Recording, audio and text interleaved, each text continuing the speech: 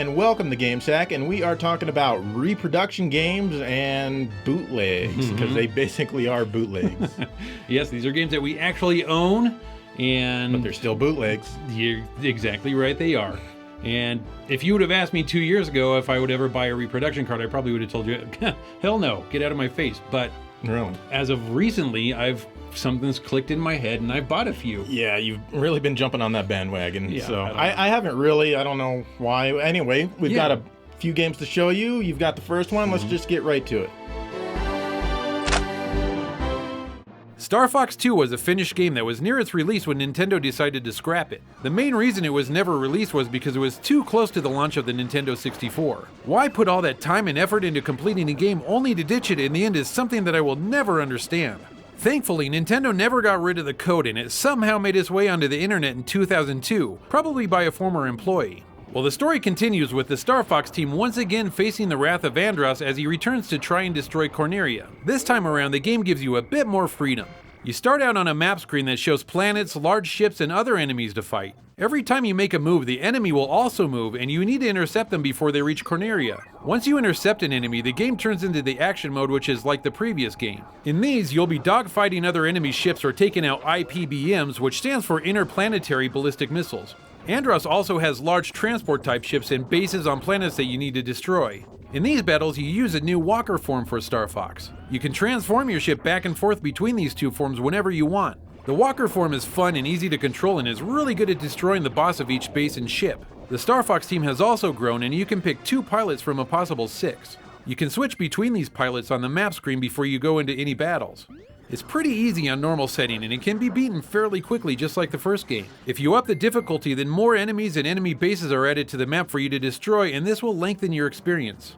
Graphically, the game looks pretty good. The polygons look better than the first game with more textures, and the backgrounds seem to have more color and detail to them. And of course, the music is still enjoyable and retains the feel from the first game.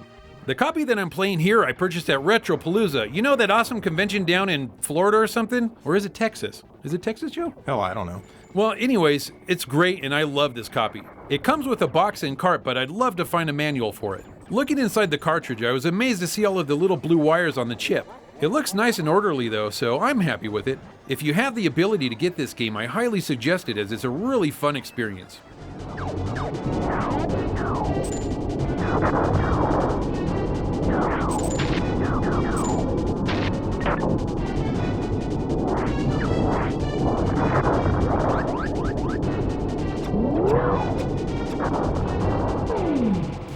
I've only ever bought 2 repros in my life. The first is Ginga Densetsu, well actually everyone just calls this one Sapphire. It's for the PC Engine CD. You'll need the arcade card to play this one since it takes advantage of all 18 megabits of RAM, which was an insane amount for a console at this time. Anyway, it's a vertical shooter from Hudson Soft. Normally, I don't care too much for most vertical shooters, but this one does keep things interesting. For one, you're not just scrolling straight up all the time, and you're also not always on top of a boring space background. You choose from 4 different pilots, each with their own unique spaceship. There's also 3 different weapons that you can collect. In addition to that, if you stop firing your weapon for a brief time, a charge will build up. Press the button again and it'll home in on your enemies and destroy them for a few seconds. And since this is an overhead shooter, yes, you do have a bomb. The gameplay doesn't make me bored at all, and there's lots of variety in the backgrounds, the enemies, and especially the bosses. And if you have any friends, it even allows 2 players simultaneously. This game caught the fever that Donkey Kong Country started, as it uses a lot of pre-rendered graphics. And come on, for a TurboGrafx game, these graphics kick ass. And obviously the music is outstanding, as it was done by the same peeps who did Lords of Thunder and is almost just as good. Unfortunately, the track indexing wasn't done quite right, as often you'll hear a brief part of the end of the previous track before the current one starts. My copy of this game comes in a jewel case and it has some really nice quality printing. It doesn't come with an actual manual, but it comes with a spine card or an OB card or whatever it's called, and also a registration card just in case you want to register your game. Would Hudson like that if I sent this in, registering a bootleg? It's a stamped disc and it's not a burned CDR or anything like that. Now, from what I read, previous versions of this repro came with a manual and they are very hard to distinguish from the original. In fact, websites have gone up to show how you can tell if you have the real one or the bootleg, as people were selling the bootleg at the same price as the real one. So you've got to be very, very careful if you want to buy a real copy of this game. You stand a good chance of getting ripped off.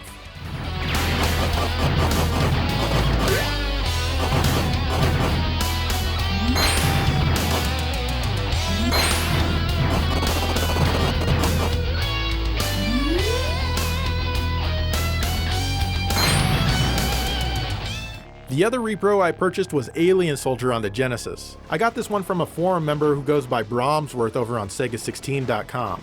We talked about this game not too tremendously long ago, and it's a kick-ass run and gun that will kick your ass in the process. So let's look at the packaging. The artwork is very silly and Americanized. In fact, it's likely something we would have seen here if it got a release in the US. It's printed on fairly heavy paper and it looks really good. However, I eventually changed it out for this design. The silly design is also on the cartridge. Inside it looks clean with electrical tape covering the erasing sensor on the EEPROM. There's also a manual. It's in black and white, but it's in English and it looks and feels like something Sega might make if this were a cardboard box game. Overall, not a bad package. Good job, Bromsworth.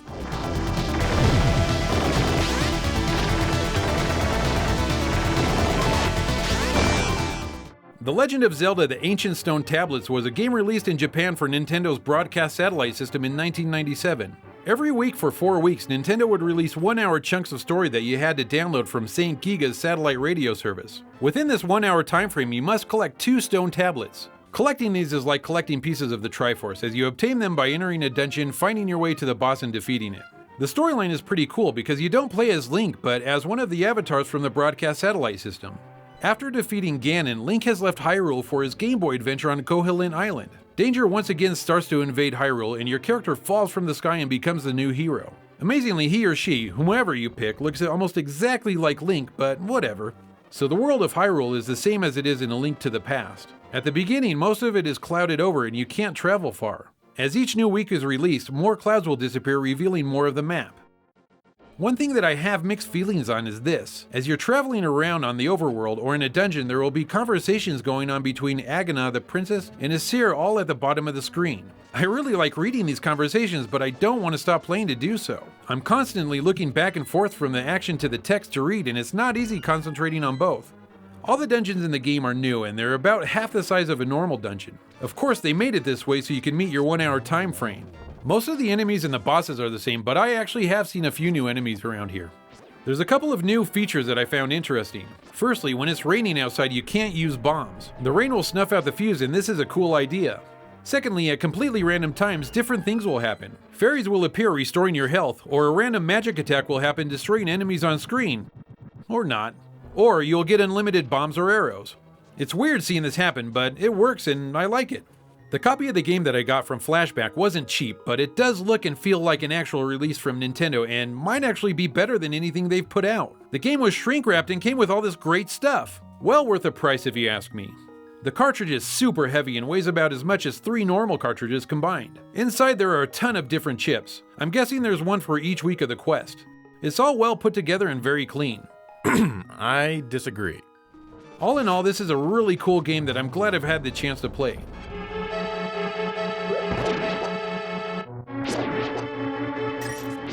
Here's River City Ransom 2 for the Super Nintendo, and I actually had to borrow this one from Dave to have enough to cover for this episode. We all remember the original River City Ransom on the NES, right? It was a cool little beat 'em up with some RPG elements like building up your stats and other stuff. Well, this game on the Super Nintendo is not actually a sequel to that game. It's actually called Shodai Neketsu Koha Kunio-kun. Like River City Ransom, it is part of the Kunio-kun series, which spans a lot of different games. You play as Kunio and you start in a hotel with a bunch of your other classmates. The game could best be described as an RPG where the battles are actually beat-em-up segments. Unfortunately, the text segments are painfully slow. Aeon Genesis did the English translation and it's okay. The game didn't really excite me very much and there's lots of slowdown. You earn experience after beating up random people and also learn new moves and get items this way, but advancing in the game requires a lot of patience. I do like some of the scrolling effects though, so it's got that going for it. The music, however, is going to get on your nerves really fast. Now, why the sellers of this repro decided to call it River City Ransom 2 is beyond me. It's actually supposedly more of a sequel to Renegade, which was the first game in the Kunio-kun series. Though honestly, I'd probably rather play Renegade, just not the NES version here. The cardboard box is pretty authentic in look and feel, and Dave said he got the box at a different place than where he got the cartridge. The description on the back of the box only tells you about the story and not anything about the game itself. There was no manual or dust cover included with this one. The cartridge itself is good and they found a good donor cart that was in good shape. It uses a real Nintendo board with a flash chip installed where the EEPROM usually goes. Looks nice and clean. I think the game could be a lot better if it were programmed more efficiently and not so damn sluggish.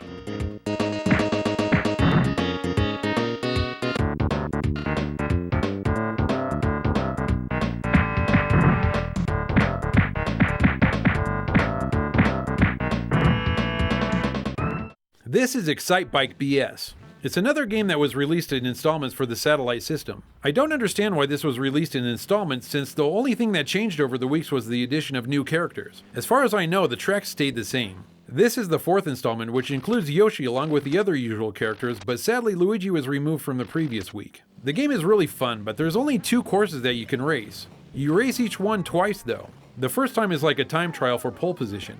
The second time is with all the other characters. Even though there's only 2 courses, I had a great time. It plays and controls exactly like the original Excitebike with one new addition. As you're racing, you will collect coins. If you collect 5 coins or more, your engine won't overheat. Once you get knocked off of your bike, you'll lose this cool feature, but don't worry because you can get it again on the next lap. The racing is great, and the enemy AI is strong, and you'll be battling them a lot, which is really fun. Also included between races is a bonus chance for more points. You do this by trying to get up enough speed via jumps to get as much distance as possible before you land. It's fun, but it's not as fun as the actual racing. I really like the 16-bit makeover of the game, and it looks really great. Sadly, there's no music while racing. Well, that is until you get the permanent temp control, and that music is really horrible. I'd much rather race without it. I got this game from Depot Retro, and it's a card-only copy. The label on the game is good quality and feels authentic. Inside it looks clean and professional from what I can tell. I spent roughly $33 for this one, and it's steep I know, but the game is so fun I feel like it was worth it.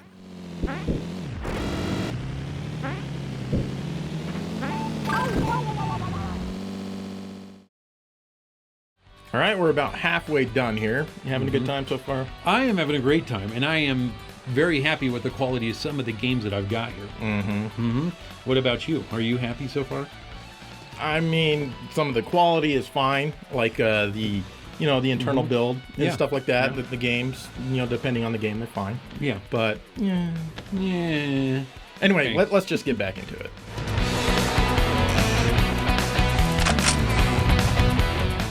Sweet Home is a game on the NES that we get a lot of requests for here at GameSack. It was only released in Japan and is based on the Japanese movie of the same name. This version has been translated into English and put on an NES cart. You control a total of 5 people who can split up into parties. You have at least 2 parties at all times of up to 3 people. You're stuck in a house to take pictures of some frescoes in an old mansion. Yes, frescoes. But oh no! Suddenly you're trapped inside and now you've got to battle monsters and solve puzzles. Each character has their own unique item that they have at all times, like a lighter to burn through ropes, a med kit, or even a vacuum to clean up broken glass on the floor. Now, why one of these people thought to bring a vacuum is beyond me, but whatever. There's notes all around that provide clues, and you've also got to find and use items in order to advance. You can switch between the parties at any time, and it works pretty damn well. The battles are random, but the good news is that they're pretty quick. During a battle, you can even call on another party to come and join you. This is pretty cool, and the other party can't get attacked as they're on their way. But beware, once a character dies, they stay dead for the rest of the game. The really good news is that you can save anytime and anywhere you want except during a battle. I love that. The bad news is that there's only one save slot, and the game does not give you the option to delete it at the title screen. One thing that's annoying though is that when your character gets poisoned or cursed, the screen flashes when you walk until you're cured. This isn't always something that's easy or quick to fix, and it does happen a bit too often. The graphics get the job done and certainly aren't anything to complain about. There's not a whole lot of different music here, but I never got annoyed with it at all. It all sounds very evil. It's a very fun game and it can be quite addictive. Of course, we just weren't ready for it here in the West because we just can't handle stuff like that, so it was never released here. Big thanks to Mike from Greeley for providing this one. It's card only, but I'm sure you can get it in a box on the internet somewhere. And look at this gold sticker here. Was a gray Zelda or Link cartridge sacrificed to make this game? I hope not. Now, I'm not sure who put together this particular repro cart, but the wiring job inside looks a little rough. Still, it's a great game and it's too bad you gotta bootleg it. I kinda wanna watch the movie now.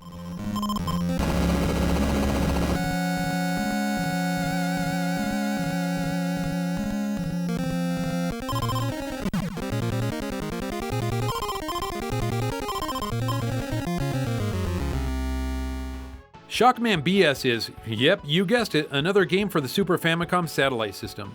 I find it total BS that these satellite games never got a physical release after they were taken off of the service. This is an action platformer and damn is it fun. So damn fun that I played all the way through to the end on the second time I sat down with it. The only downfall is that the game is on the easy side, but everything else about it is totally enjoyable.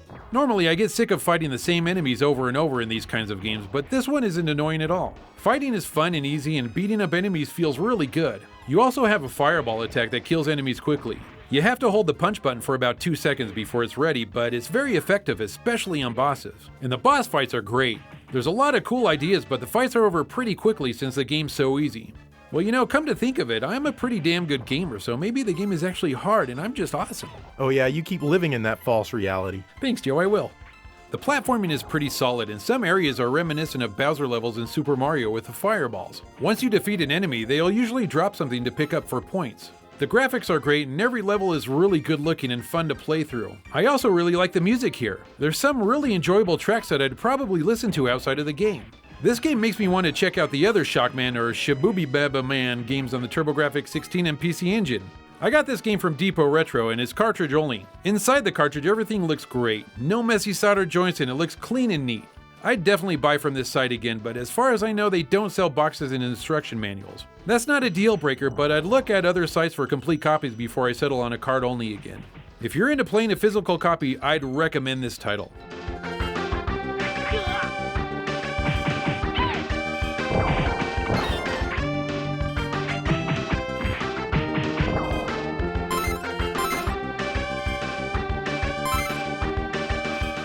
A company called PCE Works sent us this set for the Turbo Duo, aka the TurboGrafx CD. This is the same company who did the previously mentioned Sapphire Repro. In this set, you get 4 hard-to-find US games, Bonk 3 CD, Dungeon Explorer 2, Godzilla, and the Dynastic Hero. This time they made sure that there was no question that these are repros. The artwork on the case and the discs are completely different from the real thing. Hell, some might even say it looks better. I don't know, some of the text on the back of these cases is kind of hard to read because the design is just so overly busy. There's also a bunch of Japanese text on the outer slipcover for whatever reason. These games can be ordered as a 4-pack or individually, so let's take a really quick look at each game. Dungeon Explorer 2 is the CD sequel to the original HuCard game. What a lot of people don't know is that this one was translated into English by Working Designs for NEC. They also did all of the voiceovers. Anyway, the game is like an RPG gauntlet and it's really good. It can be enjoyed by up to 5 players simultaneously. Hell, I don't even know that many people. The graphics are sharp and of course the music is outstanding.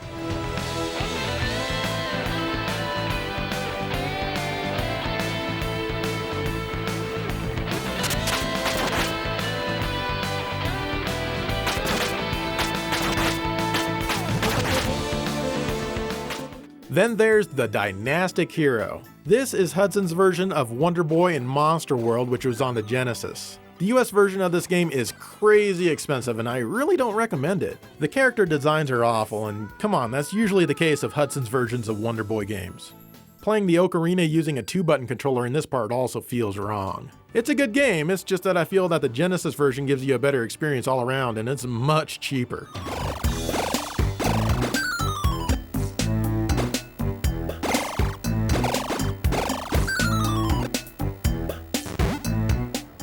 And here's Godzilla, which is a fighting game. In single-player mode, you can only play as Godzilla, but in 2-player mode, you can choose from more monsters. Unfortunately, the game isn't as good as it could be, or should be for that matter. You have a button for jump and a button for attack. That's it. The controls are all around pretty stiff. The strength of your attack depends on that green bar under your life bar. The graphics aren't bad. I like how you can see King Ghidorah and Anguirus fighting in the background of this stage. And just how in the hell did Godzilla get to one of Jupiter's moons here? How? The music is perfectly fitting and often epic, and I like the monster sounds that you hear sometimes. This game had so much potential and it missed it.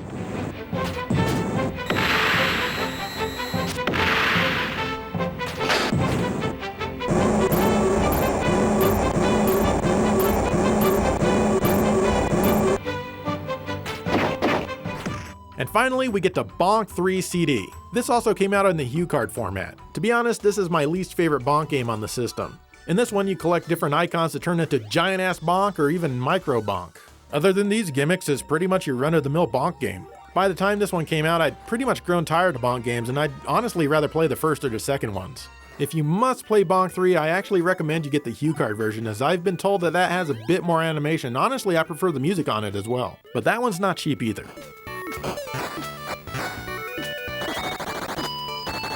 The CD music here isn't bad or anything, I just think Bonk works better with chiptunes.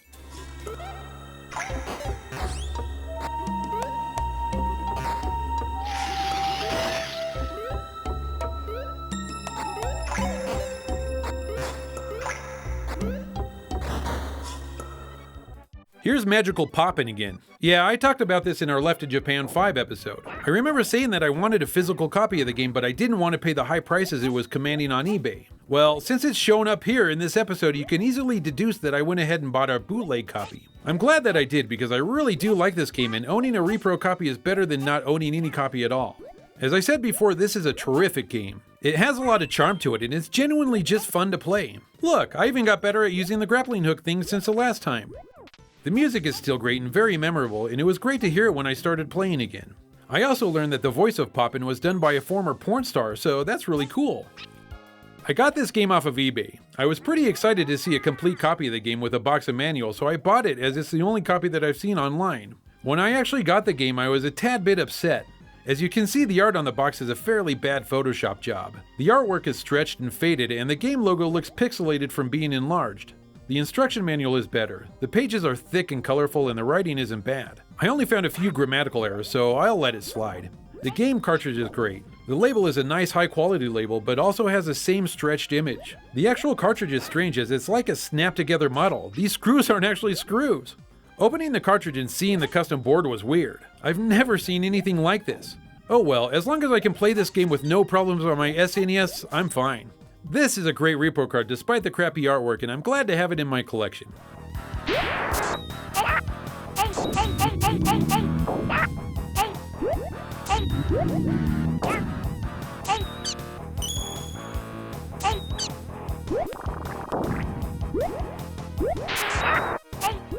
PCE Works sent out another bundle of PC Engine CD games not too long ago. This one contains Psycho Ryder, Startling Odyssey 2, and Zach III. These are 3 games that I know next to nothing about and have never played. There's some pretty big controversy about this set, but first, let's take a quick look at the games. This will be my first time playing any of these.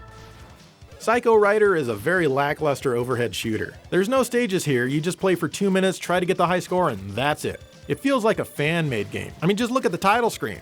I wonder what Return to Menu does. Oh gee, it takes me right back to the title screen I was already at. Couldn't I have just moved my cursor up 2 places and been at the same place? Anyway, it's not actually fan-made, but a hidden game on certain versions of Saya Monogatari and Earth Fantasy Stories. Remember that Return to Menu feature I talked about 10 seconds ago? That returns you to the main game in which this was originally hidden. Anyway, they call shooters like these caravan shooters. Some people love the hell out of them, but they don't really make me very moist. For a hidden game, it's cool, but I don't think it really needed a full-on CD release. It does come in a proper case though, complete with instructions in Japanese for some reason.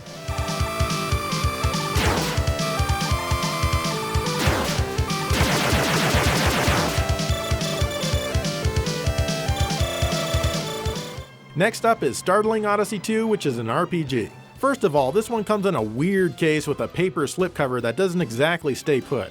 The manual is really nice and in English, but is glued to the inside of the case. It does come with a really cool map though, and if you flip it over, it has descriptions of what all the items do. It also includes this little comic thingy. Still though, I would have much preferred a regular old jewel case like Psycho Ryder got. I'm not really a big fan of special edition style packaging. Anyway, on to the game. It's a pretty standard JRPG. Fortunately, the text had been translated into English, though the spoken dialogue has not. But any English-speaking person should be able to make their way through the game just fine. It's pretty zippy once you increase the walking and the text speeds. I like that. Basically, dragons have been attacking, and they kidnapped your sister. The game makes it a point to tell you that she's not blood-related, though. I'm betting that you and her end up together at the end. That's just a guess. You can fight your own battles or choose auto battle, which does a pretty good job. The battle music sounds perhaps a bit too cheery though. Overall, it's a pretty good game from what I've played so far.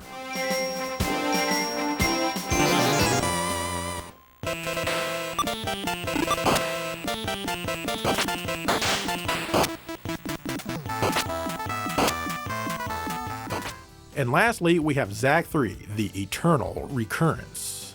Like Startling Odyssey 2, this one also comes with a weird case and a weird slipcover and an English manual glued inside of the case.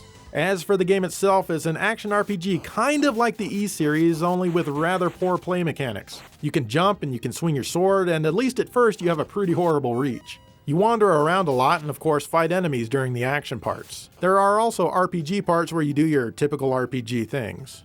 I like how the princess finds the king's dead body and then the demon proceeds to kill her right there. It's actually pretty brutal. It's not a bad game, and I think I could probably get into it, but it's in this game where the controversy lies. While this set of games was on its way to me from overseas, a thread popped up on PCEngineEffects.com started by one of the translators. Now, I won't go into everything that was said, but to summarize, PCE Works used his translation without his permission and was selling the game without giving the translators a cut or even contacting them in any way. They did get credit in the manual though, and you can also see their names when you start the game. But they do not share in any profits made by this game being sold. This is all actually worth discussing because the original developers of this game don't get a cut either. And that's going to be the case for pretty much every repro out there being sold. And I'm sure most of the sellers of reproduction games do not get permission for the translations that they use. This whole repro thing is definitely a huge gray area.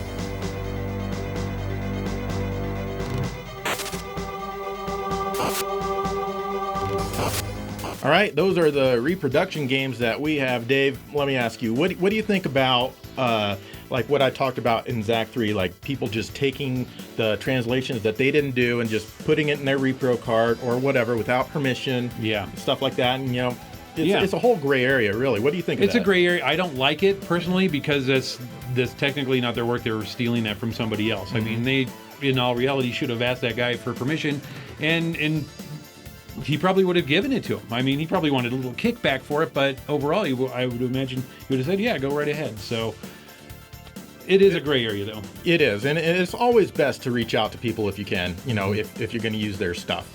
And speaking of which, we did not ask the creator of the music that's playing in the background right now to use their music. It's from a video game, but who cares? Yeah. so like I said, it's all a gray area. And anyway, what are some of your favorite repro games? Do you have any? What are your opinions on the issue? What are your opinions on the issue of, using other people's content for your repro cart, things like that? We'd love to hear what you guys have to say about that. Yeah. And in the meantime, thank you for watching GameSack.